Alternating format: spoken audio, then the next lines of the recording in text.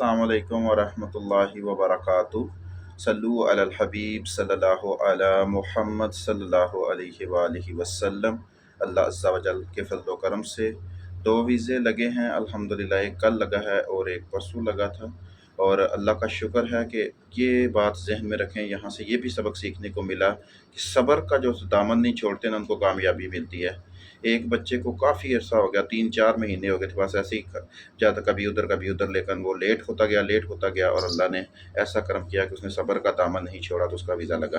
दूसरा बच्चा था, एम्बेसी गया, उन्होंने पूरे महीने का टाइम दे दिया, उसने भी सब्र का दामन नहीं छोड़ा और उसका भी इंटरव्यू हुआ और उसका भी वीज़ा लग गया।